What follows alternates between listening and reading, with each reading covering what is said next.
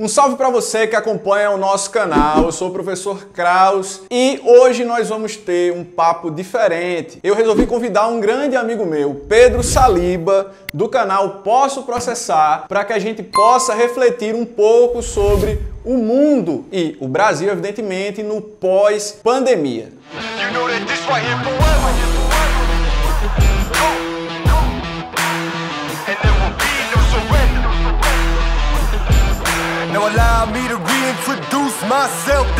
Olá, meu nome é Pedro Saliba, eu sou advogado do canal Posso Processar e o Kraus me convidou aqui pra gente debater um pouco a crise do coronavírus e as mudanças que a gente já tá sentindo e vai sentir daqui pra frente no direito, na filosofia, na sociedade. Muito obrigado pelo convite, Kraus, e eu espero que vocês gostem. Uma das primeiras mudanças que a gente começou a ver com o coronavírus foi a situação da saúde pública. A gente tá vendo medidas de isolamento, de quarentena pra preservar a saúde de toda a população. Além disso, a gente tá vendo o auxílio emergencial, políticas públicas de proteção ao emprego e à renda. Kraus, isso tá acontecendo só aqui? Quais mudanças você acha que a gente vai poder sentir a partir de agora, no Brasil e também no mundo? Respondendo a sua pergunta, Pedro, como você bem expôs, no caso do Brasil, nós temos um avanço nesse quadro pós-pandemia no que diz respeito a um auxílio emergencial dado à população. Uma tendência que, na verdade, se tornou mundial. A gente viu vários países do mundo aprovando pacotes de ajuda emergencial para os trabalhadores, para as famílias, para as pequenas, médias e grandes empresas. Então, se a gente está aqui nesse vídeo, nesse papo, para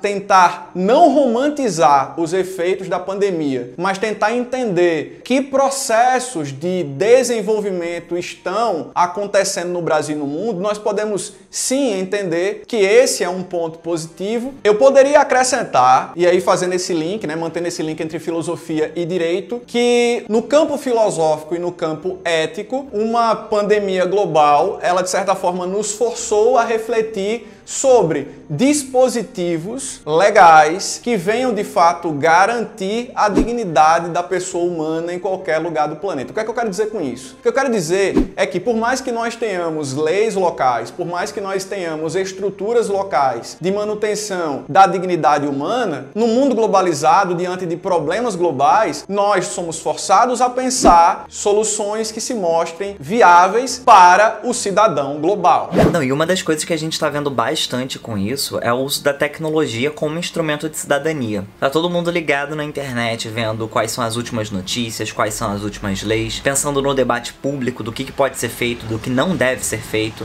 Você que tá vendo esse vídeo tá fazendo parte disso também. Só o fato de você clicar nesse vídeo e se interessar por esse tipo de assunto significa que você tá querendo debater como é que a gente vai viver daqui pra frente. Pensa bem, se isso tivesse acontecido 10, 15 anos atrás, a gente não ia estar tendo essa conversa. Com certeza, Pedro. Inclusive, nós podemos citar alguns pensadores que já falavam sobre essa necessidade. Eu posso trazer aqui o grande pensador como exemplo, o Jürgen Habermas, que fala sobre a necessidade da esfera pública existir e em tempos de desenvolvimento tecnológico, em tempos de internet, a gente é obrigado a falar de esfera pública digital. E quando Habermas fala sobre esfera pública e quando outros autores falam sobre esfera pública digital, o que é que isso significa? Significa que a comunicação, o debate, a discussão sempre fizeram parte da democracia desde a antiguidade. Então é fundamental que as pessoas possam exercer a sua liberdade de expressão, é fundamental que as pessoas possam expor os seus pontos de vista e hoje, como você mesmo colocou, é importante que as pessoas tenham acesso à informação. Então, em países do mundo, como na Alemanha, nos Estados Unidos, na própria Inglaterra, onde o acesso ele é de qualidade e atinge a maioria esmagadora da população, as pessoas elas fizeram valer esse acesso, fizeram valer esse direito. E aqui no Brasil, nós percebemos que de fato existe a exclusão digital, ela é uma realidade, para muita gente não era realidade, não sei, evidentemente, que tipo de bolha social essas pessoas estão vivendo, mas enfim. Mas para muita gente isso não acontecia, onde já se imaginou, claro que as pessoas têm acesso à internet. E em virtude desse cenário problemático, a gente percebe como é importante garantir o acesso à internet para que as pessoas possam de fato ser cidadãs. Então, como eu falei, longe de querer romantizar o cenário, mas mesmo num país como o nosso, na medida em que esse choque de realidade ele vem à tona e que de fato tem pessoas que não têm acesso, a gente acaba movimentando a sociedade no que diz respeito a criar, a garantir esses meios. Diga-se de passagem, um outro pensador importante chamado Pierre Levy já defende há muito tempo, inclusive lá no final do século passado, ele já vinha defendendo a necessidade de estabelecer essa conexão, por exemplo, entre educação e meios de comunicação, educação e tecnologia. Então, mais do que nunca, no Brasil e no mundo, a gente está caminhando para a otimização desse casamento, sem substituir a figura do professor, a figura da professora.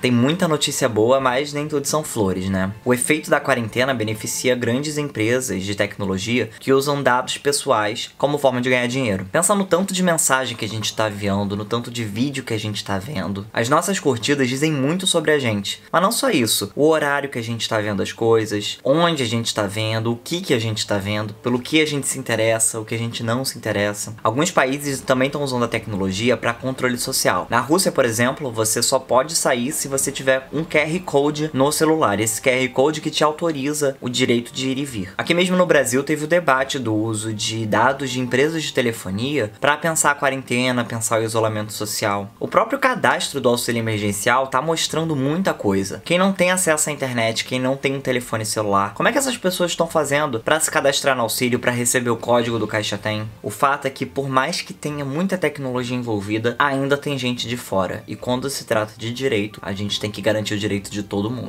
Pois é, Pedro, a gente tá tentando ver o copo meio cheio e em meio a notícias de muitas pessoas morrendo e de cenários extremamente críticos no Brasil e fora do Brasil, a gente percebe que existe esse outro lado. Como você falou, se por um lado as pessoas estão sendo cadastradas para receberem um benefício aqui no Brasil e em países como a Rússia ou a China, a gente tem a verificação com equipamentos tecnológicos, por outro lado, isso também representa um upgrade no controle social. Mesmo assim, eu quero enriquecer o nosso papo, tentando mais uma vez ver o copo meio cheio, trazendo para a discussão o historiador e filósofo israelense Yuval Noah Harari. Você deve saber que o Harari ele escreveu obras como Sapiens, Homo Deus e 21 lições para o século XXI. O Harari ele já tinha dito em 21 lições para o século XXI, principalmente, que o ser humano sempre se mostrou expert em desenvolver novas ferramentas, mas nunca acompanhou com a mesma capacidade uma utilização que fosse no mesmo nível, digamos assim. Então o Harari já traz esse insight, que é necessário não apenas desenvolver a tecnologia, mas refletir sobre o seu uso e a sua finalidade. Nesse sentido, eu creio, como falei anteriormente, que na medida em que a gente, mais do que nunca, precisa dessas ferramentas, a gente é forçado a refletir sobre como nós estamos usando essas ferramentas. Todos nós estamos usando as ferramentas, elas estão fazendo bem pra gente, quem está sendo usado por quem. Então, eu acredito que é um momento muito propício para reflexões. E eu acredito que esse momento de reflexões, ele tende a gerar frutos no campo das relações internacionais, ele tende a gerar frutos no campo da educação, obviamente nos sistemas de saúde e para a construção de um espaço social cada vez mais humano. O ser humano tá mudando bastante, né? Mas é engraçado que nessa crise, uma coisa uniu todo mundo ao redor do planeta, que é a saúde. No fim das contas, todo mundo é humano e ninguém tinha imunidade a respeito dessa doença, o que acarretou certas medidas que foram muito parecidas, como o isolamento social. A gente ouviu muito falar da OMS, que é a Organização Mundial da Saúde, que acabou ditando regras que estão valendo para todas as pessoas. O que a filosofia diz sobre isso, Kraus? Bem, na filosofia, eu vou destacar um cara em especial, o Immanuel Kant, que traz justamente a necessidade de construção de uma ética universal. O Kant, através de uma expressão muito popular dentro da sua filosofia, do imperativo categórico, que tem uma máxima, age de tal modo que a tua ação seja um exemplo a ser seguido por toda a humanidade. Kant chama a atenção para o fato de que uma atitude correta é aquela que serve de exemplo para todo o mundo, e ao longo de sua obra, o Kant ele sempre se preocupou com a defesa dessa ideia ideia de que o ser humano ele é racional, e quando ele fala isso, ele está falando universalmente. Então, na perspectiva kantiana, é fundamental que não apenas a atuação do indivíduo ela seja exemplar para trazer ganhos para a humanidade, como é importante que a gente estabeleça princípios que cada vez mais sirvam para unir as pessoas. Mesmo com todas as dificuldades, a gente pode e deve pensar em como é que vai ficar a sociedade daqui pra frente. Um dos debates que voltaram com a crise do coronavírus foi a questão da renda básica de cidadania. Tem uma lei aqui no Brasil que permite, essa é uma lei de 2004, que prevê o pagamento para todas as brasileiras e brasileiros e também residentes no país há pelo menos 5 anos, de um valor mínimo mensal, simplesmente por existirem. O Bolsa Família é como se fosse um começo disso, e o auxílio emergencial, ele também é uma concretização disso. Também é uma chance da gente começar a pensar novas formas de organizar trabalho, educação e mesmo urbanismo. Com tanta gente trabalhando de casa, a gente não começa a pensar se de repente não dá para flexibilizar tanto os locais de trabalho quanto os horários de trabalho. Será que todo mundo precisa sair de casa ao mesmo tempo e ir para o mesmo lugar? Será que assim a gente não consegue diminuir o trânsito? Ou mesmo a educação? Será que a gente não consegue pensar também em modalidades de ensino à distância, novas disciplinas que as pessoas podem aprender? Apesar dos pesares, é um momento da gente pensar realmente essas novas formas de solidariedade. Não tenho dúvida disso. Uma coisa é muito certa, o mundo como nós o conhecemos, ele acabou. E é como você falou, é a grande oportunidade que a gente tem de construir um mundo mais humano, um mundo que se encaminhe, de fato, para pensar as necessidades básicas das pessoas. A gente foi forçado, por exemplo, a perceber que essa loucura da correria e do excesso de produtividade, ele pode ser freado. Não foi da melhor forma possível que essa ficha caiu na gente.